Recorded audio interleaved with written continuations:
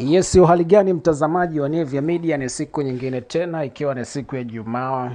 Mashindano ya muungano bado yanaendelea, ikiwa Simba Sport Club imefanikiwa kuingia hatua ya nusu fainali ya kombe la muungano baada ya kuibuka na ushindi mwembamba wa bao 1-0 dhidi ya Mafunzo Sport Club. Mchezo huo wa robo fainali ulipigwa katika uwanja wa New Amani Complex Zanzibar, huku wekundu wa Msimbazi wakionyesha uthabiti mkubwa hadi dakika ya mwisho. Bao pekee la ushindi kwa Simba lilifungwa na Suleiman Walimu dakika ya 53, akimalizia vizuri pasi ya Abraham Morris. Bao hilo lilitosha kabisa kuwavusha Simba Sport Club katika hatua hiyo muhimu ya mashindano.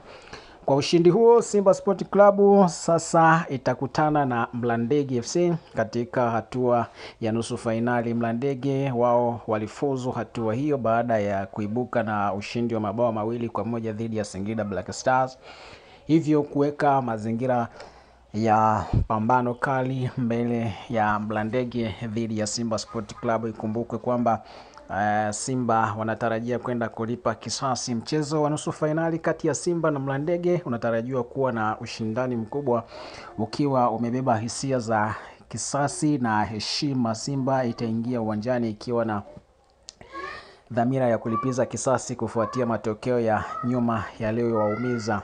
Ikumbukwe kuwa timu hizi mbili zilikutana katika fainali ya Kombe la Mapinduzi Januari 13 mwaka 2024, ambapo Simba ilipokea kichapo cha bao 1-0 kutoka kwa Mlandege, matokeo yaliyoiwezesha Mlandege kutoa ubingwa wa michuano hiyo.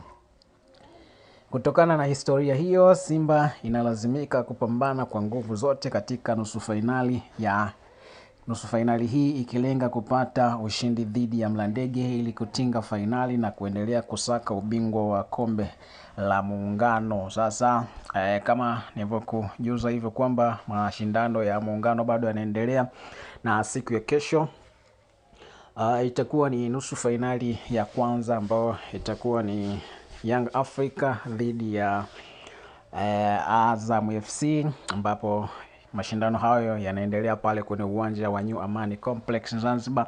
Lakini siku ya jana, kama nilivyokuambia kwamba Simba Sport Club imeweza kutinga nusu fainali, ambapo itaenda kucheza na Mlandege, na hapa wanaenda kulipa kisasi. Kama msemaji wa Simba Sport Club Imediali ameweza kusema kwamba wamefurahi sana kuingia nusu fainali na wataenda kukutana na Mlandege, na Mlandege wana maswali ambao wataenda kuyajibu dhidi ya Simba.